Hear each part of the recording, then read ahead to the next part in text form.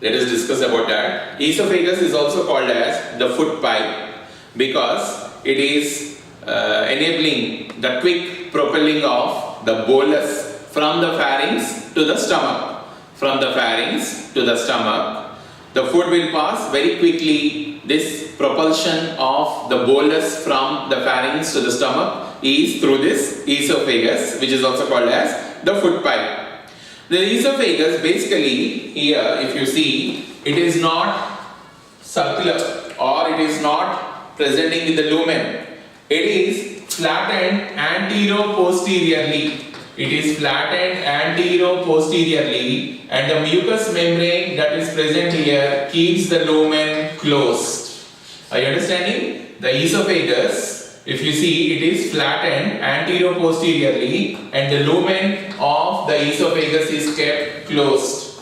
Only during the passage of the bolus, only when the food bolus is passing, it opens up. Okay, now you know we have got the trachea, right? Dividing into the right and left principal bronchi, and these are the hyaline cartilages. Behind the trachea you have got the esophagus, right? So here we are having the esophagus which is present behind the trachea. And you know trachea is made up of hyaline cartilages, the C-shaped rings which are present anteriorly and laterally.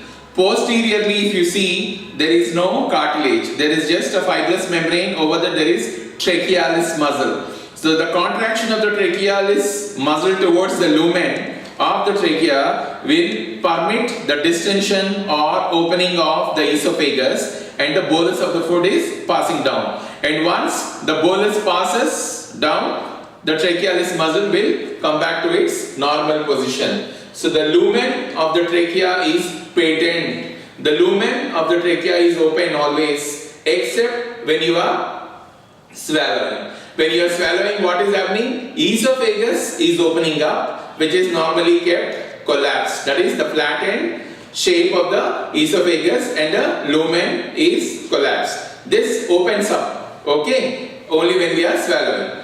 Now we have to know about the esophagus in great detail, especially about the constrictions of esophagus. The constrictions, this you will carry with you, the knowledge of the constrictions of the esophagus. Even if you are a super specialist, DM gastroenterology, if you are doing also, you should keep it in your mind. Okay, what is that so special? If you see, the esophagus is showing constrictions at 4 regions. What are those 4 sites showing constrictions? Where the esophagus is crossed by a muscle called cricopharyngeus. Where it is crossed by cricopharyngeus. Where the esophagus is crossed by the aortic arch. Where the esophagus is crossed by the left principal bronchus. Okay. The left principal bronchus, here you can see, okay, and also the esophageal opening of the diaphragm. There is an opening for the esophagus in the diaphragm. So at this region, the esophageal opening in the diaphragm, these are the sites where the esophagus shows constrictions, which are measured from the central incisor tooth. Now you know we have got the central incisors. So the first constriction of the esophagus is 6 inches away from the central incisor tooth because of the muscle cricopharyngeus which is crossing the esophagus. The first constriction is 6 inches from the central incisor tooth. Reason being, esophagus is crossed by cricopharyngeus muscle. The second constriction is because of the aortic arch, and that is 9 inches from the central incisor tooth. Okay, 9 inches from the central incisor tooth is the second constriction of the esophagus caused due to crossing of the aortic arch. Now coming to the third, the left principal bronchus is crossing the esophagus and causing the third constriction, that is 11 inches from the central incisor tooth. 11 inches from the central incisor tooth. We have got the third constriction. Coming to the fourth constriction, that is caused on the esophagus because the esophagus is passing through the esophageal opening of the diaphragm, which is present at the level of the 10th thoracic vertebra. Okay, so this is 15 inches from the central incisor tooth. So from 6 inches from the central incisor tooth, we have the first constriction of the esophagus caused by cricopharynges. 9 inches from the central incisor tooth, we have got the second constriction of the esophagus because of the aortic arch. 11 inches from the central incisor tooth, we have the third constriction of the esophagus due to the left principal bronchus. And 15 inches from the central incisor tooth, we have got the fourth and the last constriction of the esophagus, and that is because the esophagus is passing through the esophageal opening of the diaphragm. This you should keep in your mind because when you are passing a tube into the stomach, what is that called? Gastroscope. Now you know endoscope means, endo means inside, scopy means seeing. What is inside you are seeing. What is inside the stomach you are seeing. So what is that called? Endoscopy or gastroscopy. Because stomach is also called gaster or venter. So when you are trying to see what is inside the stomach, it is called gastroscopy. So when gastroscopy is passed, it is passed via the esophagus to reach the stomach. So when you are passing that gastroscope, you should know at what level are the constrictions of esophagus. Are you understanding? So measuring from the central incisor tooth, now we have learned what are the 4 constrictions of the esophagus. The esophagus is beginning at the lower end of the neck or in the lower part of the neck. The esophagus begins at the lower part of the neck, runs into the superior mediastinum, extends into the posterior mediastinum in the thoracic cavity, pierces the diaphragm, enters the abdomen, a very small portion of it is present in the abdomen, finally opens into the stomach. Okay, at the cardiac end of the stomach it is opening. Now if you are trying to learn about the esophagus, what is the length? It is 25 centimeters. The length of the esophagus is 25 centimeters, where it is beginning from the lower part of the neck, extending in the superior and the posterior mediastinum. Finally it is piercing the diaphragm or passing through the esophageal opening of the diaphragm and opening into the cardiac end of the stomach. Now a small interesting question. What are the other structures in anatomy that are 25 centimeters long? Any guesses? One is esophagus, that is 25 centimeters. What are the other anatomical structures which are 25 centimeters long? They are, one is ureter, which is again 25 centimeters long, and the other one is duodenum. The first part of small intestine is duodenum. So this duodenum is also 25 centimeters long. So we have ureter, duodenum and esophagus. All three are 25 centimeters long. Okay. Then coming to the blood supply and the lymphatic drainage is and also the nerve supply esophagus is important. So in the upcoming videos you can be learning them. And one very interesting part of the esophagus, when it is 25 centimeters long, if you see the esophagus, okay, you know actually the esophagus, it is a structure which is running vertical, but it is showing some curvatures which are the side to side curvatures more towards the left side. Esophagus is a structure that is running vertically, but it is showing some curvatures. There are two curvatures which is showing. And they are both towards the left side. The curvatures of the esophagus are towards the left side. Okay. And here if you see the upper 1/3 of the esophagus, the middle 1/3 and the lower 1/3 of the esophagus, if you are trying to talk, the skeletal muscle, upper 1/3 of the esophagus is having skeletal muscle in the muscularis externa. Okay. And the middle 1/3 is having both skeletal muscle and smooth muscle in the muscularis externa, in the middle 1/3. And in the lower 1/3 you have exclusively the smooth muscle cord that is present in the muscularis externa of the esophagus. Are you understanding? So if you see the esophagus, if you divide it into upper 1/3, middle 1/3 and the lower 1/3, okay, so you are having, there is a difference in the muscular muscularis externa of the esophagus. So the upper portion is having skeletal muscle. You know, sometimes you will be seeing some people who are doing some magic shows. They will take a small fish, put in the mouth, and then they'll open the mouth and show there is no fish, I have swallowed. Then after 1 minute, they're again removing the fish and showing you. Why? Because they have mastered, okay, how to control the fish, you know, because the upper 1/3 of the esophagus is made up of skeletal muscle. So again they take it out and then they show you, okay. But once if the fish slips down, then I think it's not possible for them to get it back, because they are the smooth muscles that are present predominantly, and the lower 1/3 is totally smooth muscle only. So they can't get, you know, they can't put their fingers too deep and then they take it out. It's not possible. They will get vomiting if they do that. So the lower 1/3 is made up of the smooth muscles exclusively, the muscularis externa, that is inner circular and outer longitudinal smooth muscle coat. Okay. Now you want to learn about the histology of the esophagus? We have made a video on it. Please see that. Thank you very much.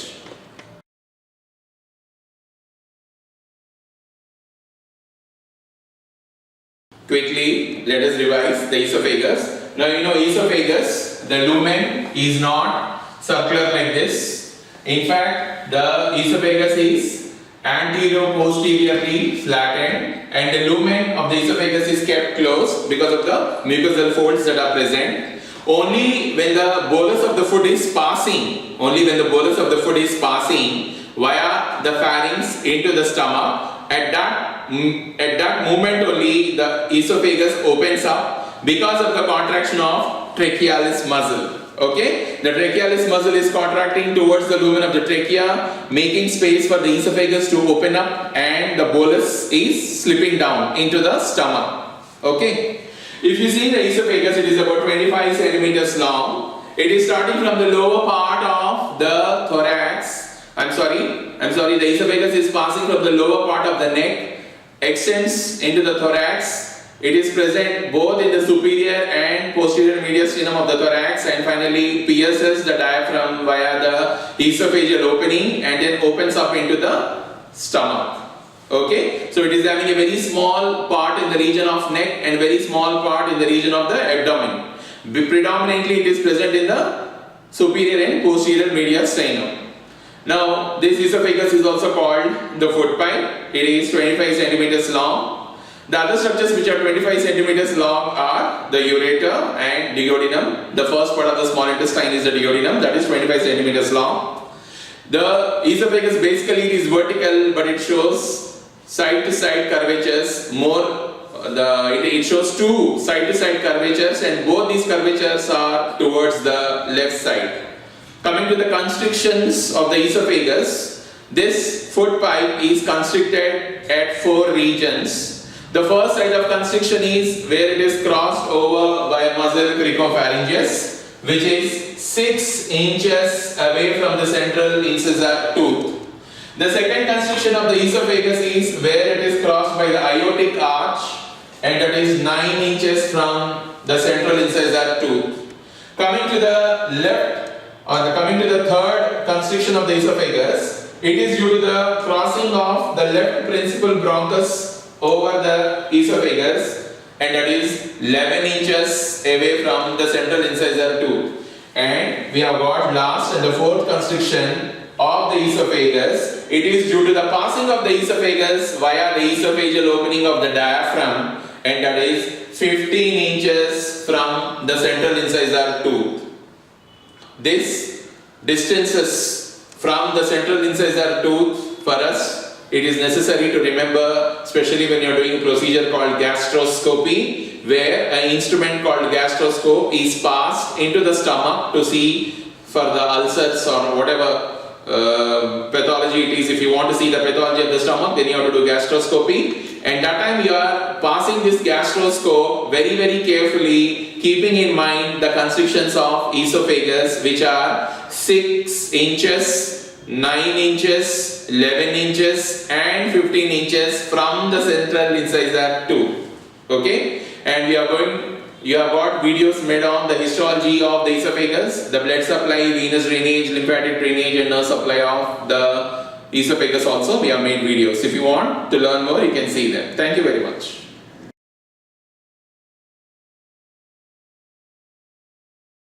Thoracic cage.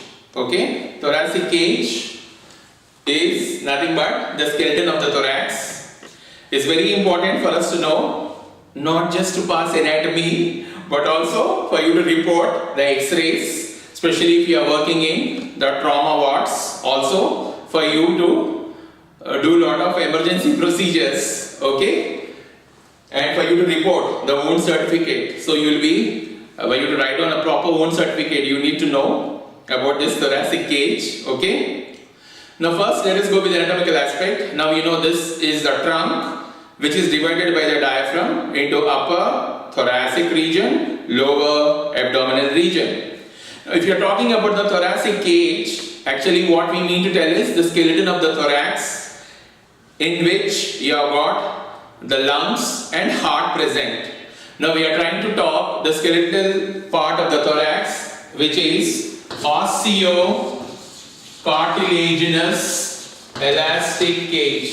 So it is osteocartilaginous elastic cage. Okay, this is what we are trying to understand now. If you try to understand about the bony part of this thoracic cage, anteriorly you are having sternum. Okay, anteriorly we have sternum. Posteriorly we have got 12 thoracic vertebrae, and with the vertebrae you have got intervertebral discs that are present in between the thoracic vertebrae. Then you have got on either sides 12 pairs of ribs. Please don't tell 24 ribs. Okay, you have to tell 12 pairs of ribs. 12 on the right side, 12 on the left side. So that is the 12 pairs of ribs. So we have finished the bony part, and coming to the cartilaginous part, we have learned intervertebral discs are cartilages, okay, the fibrocartilages, pad of fibrocartilages. And if you see the ribs, anteriorly the ribs are attached to the sternum, okay. If you see the sternum, right, here we are trying to draw the sternum, and this is the manubrium, this is the body. Now that is the xiphoid process. You can understand, this is xiphoid process, this is the body, and this is manubrium. So what is the diagram? Sternum. So if you see this sternum, the upper 7 pairs of ribs, they are attached, okay, like that you are having how many? 1, 2, 3, 4, 5, 6 and 7. The 7 pairs of ribs, upper 7 pairs of ribs are attached to the sternum via the costal cartilage. So here you are having the costal cartilage, okay. The costal cartilage is nothing but the hyaline cartilage. We have made videos on hyaline cartilage. You want to learn more, you can see that. So the ribs are called costa or costae, 12 pairs of ribs. This is also called costa, okay, or costae. So these ribs, upper 7 pairs of ribs on the right side and left side, they are attached to the sternum directly. So these are called true ribs. These are also called as vertebrosternal ribs. Vertebrosternal ribs. So what do you understand by vertebrosternal ribs? Posteriorly they are attached to the vertebrae. Anteriorly they are attached to the sternum. So that's why they are called vertebrosternal ribs. How many? 7 pairs. The upper 7 pairs are called vertebrosternal ribs. Now coming to the 8th, 9th and 10th ribs. If you observe, the 8th rib is attached to the cartilage of 7th rib. The 9th rib is attached to the cartilage of 8th rib. The 10th rib is attached to the cartilage of 9th rib. Are you understanding? The 8th rib is attached to the costal cartilage of 7th rib. The 9th rib is attached to the costal cartilage of 8th rib. The 10th rib is attached to the costal cartilage of 9th rib. So these are called vertebrochondral ribs. They are called vertebrochondral ribs. So posteriorly they are attached to the vertebrae, anteriorly they are attached to the cartilage of the higher rib. 8th rib is attached anteriorly to the cartilage of 7th rib. 9th is attached to the cartilage of 8th. And then the 10th rib is attached to the cartilage of 9th rib. So you call them as vertebrochondral ribs. How many you have got? 3 pairs. 8, 9, 10 ribs on the right side. 8, 9, 10 ribs on the left side. And then you have got the vertebral ribs, wherein posteriorly the ribs are attached to the vertebrae. Anteriorly they are just present like that. Anteriorly they are just present, being capped by the costal cartilage. That's all. They are not attached either to the sternum or to the costal cartilage of the higher ribs up. So these are called, the 11th and 12th ribs are called free ribs or floating ribs. These are floating ribs because their anterior end is not attached. But posteriorly they are all attached to the vertebrae. That's why you are calling them as just vertebral ribs. So in an exam, if they ask you vertebrosternal ribs, you should tell the upper 7 pairs of ribs on the right side and left side are directly attached to the sternum via the costal cartilage, and you are calling them as vertebrosternal ribs. Posteriorly attached to the vertebrae, anteriorly attached to the sternum.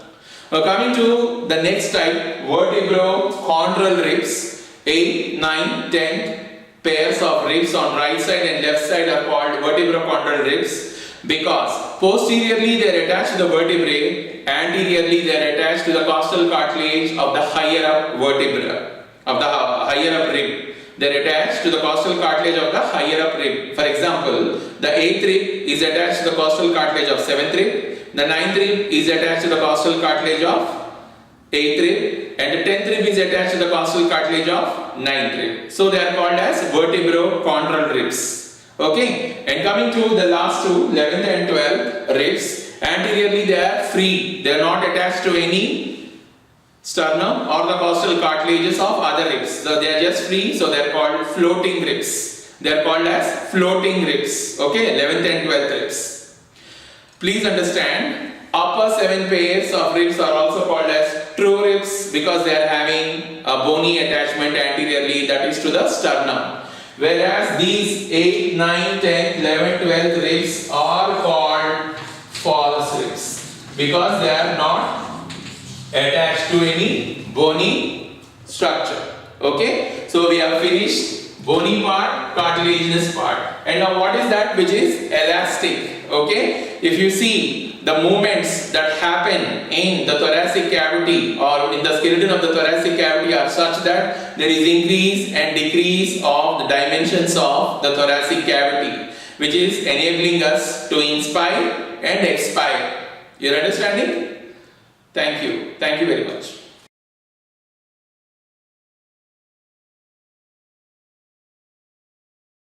Let us quickly revise about this thoracic cage. The thoracic cage is osteocartilaginous elastic cage, so bony part, and also we have got the cartilaginous part which is forming the thoracic cage. We have got anteriorly sternum, posteriorly 12 thoracic vertebrae with the intervening intervertebral discs that are present, and then we have on either side 12 ribs on the right side, 12 ribs on the left side. So you say there are 12 pairs of ribs. Okay. If you see the upper 7 pairs of the ribs, they are attached to the sternum. So they are called true ribs. They are also called as vertebrosternal ribs. So posteriorly they are attached to the vertebra, that is of the corresponding number, and then anteriorly they are attached to the sternum. So they are called vertebrosternal ribs. Coming to 8, 9, 10 pairs of ribs, they are called vertebrochondral ribs. Posteriorly they are attached to the vertebra, but anteriorly they are attached to the cartilage of their higher rib. For example, the 8th rib is attached to the costal cartilage of 7th rib. You are understanding? Like that, you have got 9th and 10th ribs which are attached to the costal cartilages. Okay. Then coming to the last two, the 11th and 12th ribs, these are called floating ribs because anteriorly they are just covered by the costal cartilage. Basically these are called as floating ribs because their anterior ends are not attached to any structure. But posteriorly they are also attached to the vertebrae, the 11th and 12th thoracic vertebrae. gives attachment to the 11th and 12th ribs respectively. Are you able to understand? I told you, when you are reporting the X-ray in the trauma care, how will you report? See, imagine there is a person who had come with injury of the thorax. Okay, a lorry came and hit him. Okay, then how will you write? There are multiple fractures of the ribs. So you will tell on the right side there is fracture of 4th rib, 5th rib, 6th rib. Or on the left side there is a fracture of 9th rib, 10th rib. You're understanding? So you will tell right side you have got 12 ribs and left side you have got 12 ribs. So after they see your report and then you have to assess the patient. If there is a fracture only on the right side, they will put intercostal drain between the 5th and 6th rib, let us think, or 7th and 8th rib. So there is an intercostal drain that is being put by the cardiothoracic surgeons. And the patient is asked to lie down, in a particular position. They will be telling you, the cardiothoracic surgeon. So you'll have to just follow the instruction. Imagine if there is a bilateral fracture both on the right side and left side, then you'll have to put drains on both right side and left side. And when you are talking about the left side, don't forget about the spleen. The spleen is present from 9th, 10th and 11th ribs. Extending from the 9th, 10th, 11th ribs, you have got the spleen. So don't forget the spleen. Okay. And the fracture of 10th rib or 9th rib or 11th rib, it can pierce the spleen and cause splenic rupture. And then the treatment will be something else. You're understanding? You have to go for a emergency surgery, splenectomy to be done, spleen to be removed. So we have done the clinical anatomy of the spleen and also the splenectomy. Okay, what are the precautions you have to take? So that is being taught to you in another video. If you want to learn more, you can have a look at that video also. Okay, so now you understand. And sometimes when you are reading in X-ray, when you are counting the ribs 1, 2, 3, 4, you get 13 ribs on one side and then you get 12 ribs on the other side. So you will be shocked to see what 13 ribs are. You have learned in anatomy there are only 12 pairs of ribs. Now where did you get this 12? Where did you get this 13th rib? From where did you get the 13th rib? Then you will again, like a hawk, observe very seriously, very keenly, and then you will identify there is one extra rib, and that is called the cervical rib. If it is present at the upper portion. Or sometimes you are seeing an extra rib at the lower portion of the thoracic cage, and that is called lumbar rib or gorilla rib. So what are the extra ribs you are getting? The cervical rib or the lumbar rib. So what is the cervical rib? Extension of the transverse process of the 7 cervical vertebra is leading to the formation of cervical rib. In the same way, extension of the transverse process of first lumbar vertebra is called gorilla rib. You are understanding? So about these ribs, the cervical rib and its clinical anatomy, there is a very big story. So we'll be making one more video on that, cervical rib and its applied anatomy. You can see that if you want to learn more. Thank you.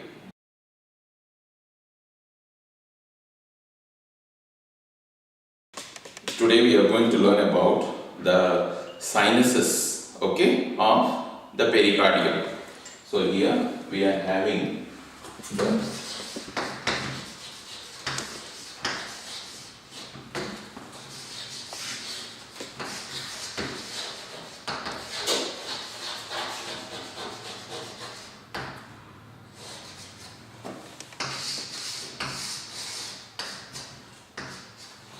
So we are going to learn about the sinuses of the pericardium. We know the epicardium. Yesterday we have learned what is epicardium?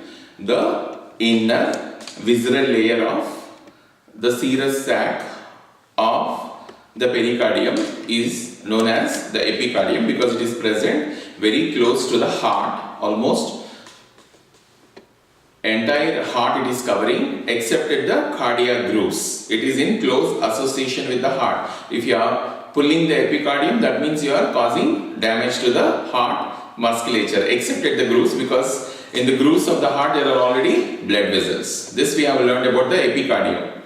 This epicardium at the roots of great vessels. It is surrounding the roots of the great vessels. Okay, so it is forming two tubes, arterial tube and venous tube.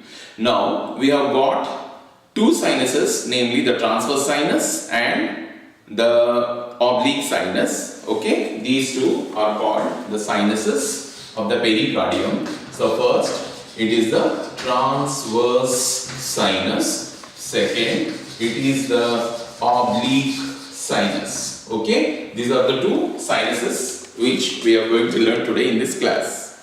Now firstly, let us try to draw the diagram. Here we have got the aorta, then by the side we have got the pulmonary trunk. Surrounding this we have got the epicardium, right? Now here we have got the superior vena cava, then we have got the inferior vena cava, the superior vena cava, inferior vena cava, and here we are having the four pulmonary veins, right? Now please observe, the pericardium is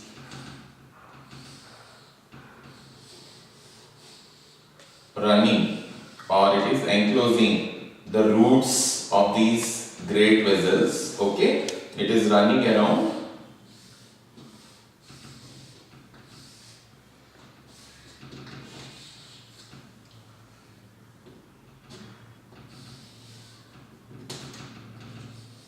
the roots of the great vessels. Okay, now here that's how the picture is there.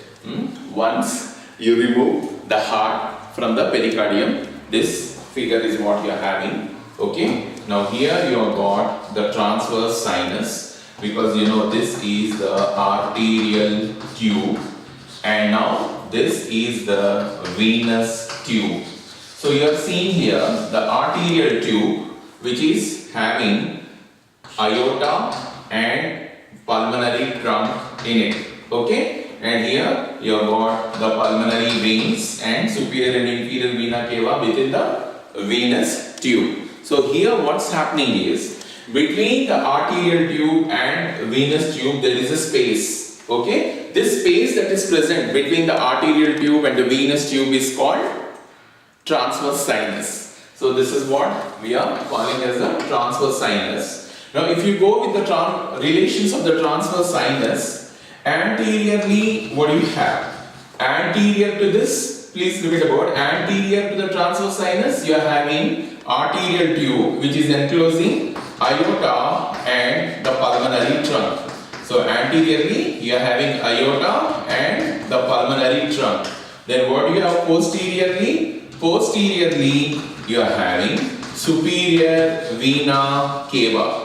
You are having posteriorly the superior vena cava. Okay, that is the superior vena cava you are having. And below, if you see, that is inferiorly you have the left atrium. So inferiorly what you are having? You are having the left atrium. And on either side, this transverse sinus is opening up into the pericardial cavity. On either side, the transverse sinus is opening up into the pericardial cavity. You know, yesterday I have drawn a diagram. Heart was small and the pericardial cavity was large, for you to understand. Remember, I have told you the primordia of the heart we have drawn in red color, and we said, see, this is the visceral layer and the parietal layer of serous pericardium. Between the parietal and visceral layer of serous pericardium, you are having a cavity. That is what we call as the pericardial cavity. Okay. So once again, let us try to understand about the transverse sinus. The transverse sinus is the gap that is present between the arterial tube and the venous tube. Okay, this anteriorly is having aorta and the pulmonary trunk. Posteriorly it is having superior vena cava. Below or inferiorly there is left atrium present. On either side it is opening into the it is opening into the pericardial. It is opening into the, on either side the transverse sinus is opening into the pericardial cavity. Now what is the importance of this transverse sinus? Why should we learn?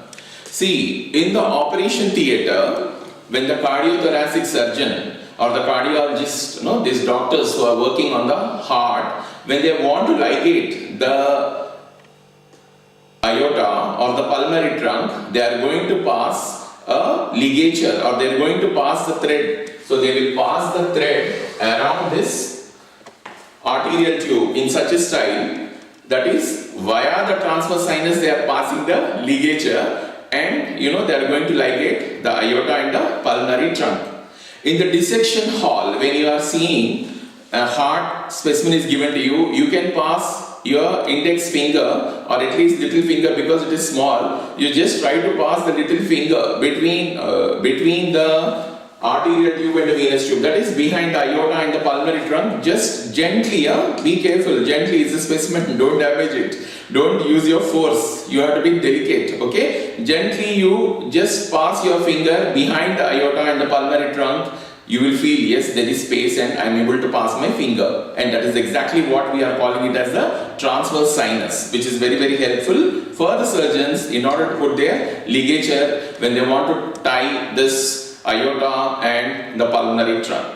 Are you understanding? Now we have finished the transverse sinus. Now let us go to the oblique sinus. So here, if you see, we have got the oblique sinus. Okay, so this present between the pulmonary veins. How many pulmonary veins we are having? 4. Here we are having the 4 pulmonary veins. They carry pure blood. That's why we are drawing them red in color. Okay. Now coming to the development of the transverse sinus. The transverse sinus develops from the central, the transverse sinus develops from the degeneration of the central part of dorsal mesocardium. The transverse sinus, it is developing from the degeneration of the central part of dorsal mesocardium. Central part of dorsal mesocardium, it degenerates. So from this we are having the transverse sinus that is developing. Now coming to the oblique sinus, okay, which we are going to learn. The oblique sinus, it is because of the rearrangement of the veins it is formed. The oblique sinus is basically, it is like a cul-de-sac.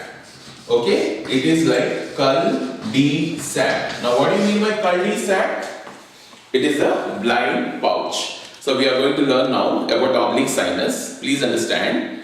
In the embryonic stage, heart is small in size and it has got the veins which are all enclosed by the epicardium. That is, veins are present in the venous tube. As the heart is growing, the veins separate out. The crowded veins separate out as the heart is growing. So that time, due to this separation of the veins, there is formation of the oblique sinus. And what is the purpose of this oblique sinus? It is basically providing space for the left atrium to enlarge. When the blood is being brought back to the left atrium via the pulmonary veins. Let us understand by drawing the diagram. Here I am trying to draw the left atrium. Yes, so we are trying to draw the left atrium. And into the left atrium we have the pulmonary veins, right? This is the pulmonary vein which I am trying to draw. These are the pulmonary veins which I am trying to draw. Okay. Now if you see the left atrium, it has got a projection called the left auricle. Okay. So this is the left atrium and it has got a projection called left auricle. In the same way, if you see the other side, you are having the right atrium. Okay, this is a portion of the right atrium. What I am trying to draw is the portion of right atrium. Okay, right atrium. And please see the aorta and the pulmonary trunk which are present. They are enclosed in the arterial tube. Okay. And then we have got the reflection of the parietal pericardium. Okay, you are having the reflection of the parietal pericardium. So here, what do you get? The transverse sinus, which we have learned just now. The transverse sinus. Now, where is the oblique sinus? Where is the oblique sinus? I told you behind the left atrium. Yes, here is the space which we call the oblique sinus. So this is the cul-de-sac, okay, the blind pouch that is present behind the left atrium. Okay, so when the blood is poured into the left atrium via the pulmonary veins, the left atrium can move when it is filling. It can extend backwards into this space. Okay, and posteriorly this cul-de sac has got a layer of parietal pericardium. Posteriorly it is having a layer of parietal layer of serous pericardium. Okay, so what do you have? Anterior to the oblique sinus you are having the left atrium. Posterior to the oblique sinus we are having the parietal peritoneum. Why is it formed oblique sinus? Because of the separation of the veins or the crowding of the veins. They expand as the heart is growing. The veins separate out, as a result of which we are having the oblique sinus. What is the function? Provide space for the left atrium to expand, especially when it is getting filled by all the 4 pulmonary veins by the pure blood. Yeah, thank you.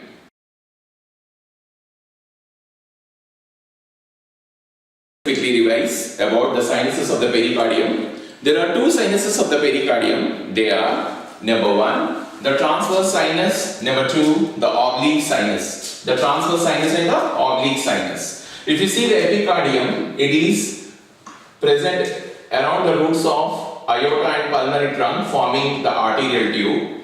The epicardium is also present around the superior and inferior vena cavae and the 4 pulmonary veins, and it is forming the venous tube.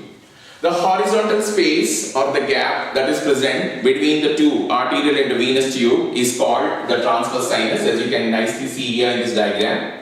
This transverse sinus, anteriorly it has got the arterial tube, that is aorta and the pulmonary trunk. Anteriorly, posteriorly it is having superior vena cava, inferiorly it is having the left atrium of the heart, and it is on either side opening into the general pericardial cavity.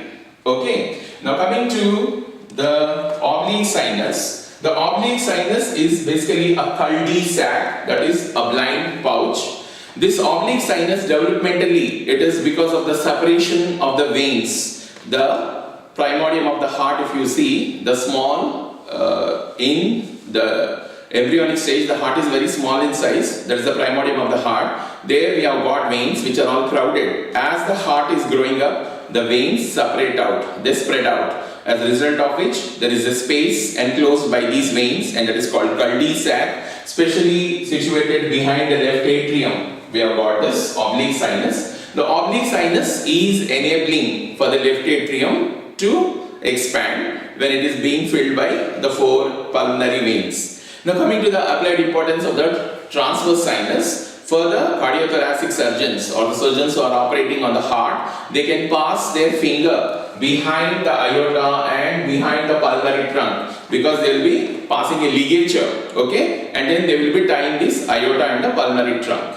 So that is possible only through the transverse sinus. I hope you have understood enough about the transverse sinus and the oblique sinus. Thank you very much.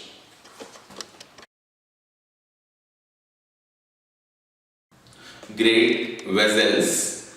Okay, this word, I'm sure when we are learning thorax, when we are trying to understand the thorax, especially the heart, the fibrous pericardium or the serous pericardium, whenever we are trying to learn about them, then we hear this word great vessels.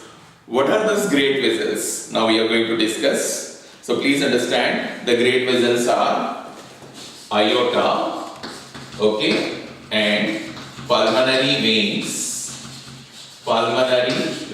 which are 4 in number, okay. Then we have got the vena cavae. So vena cava is singular, cava is plural. What are they? Superior and inferior vena cavae. And then we have got the pulmonary trunk.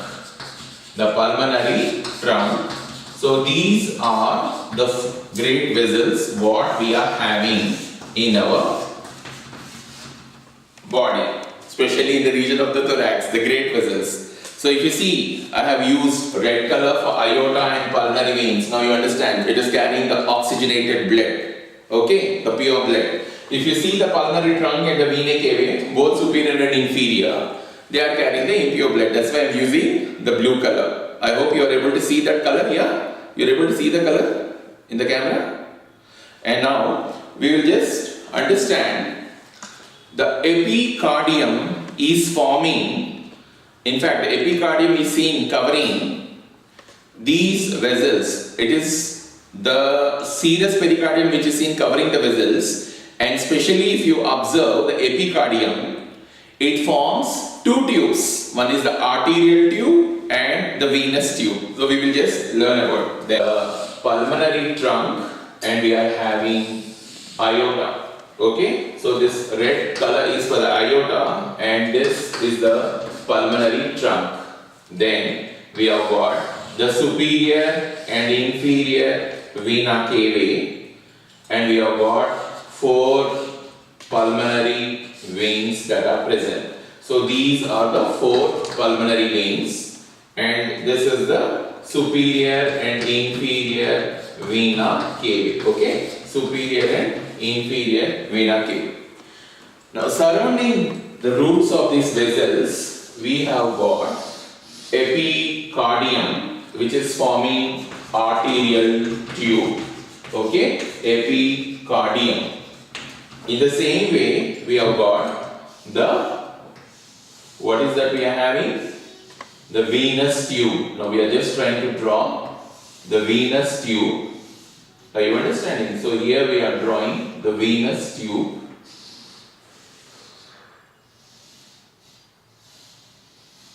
Yes.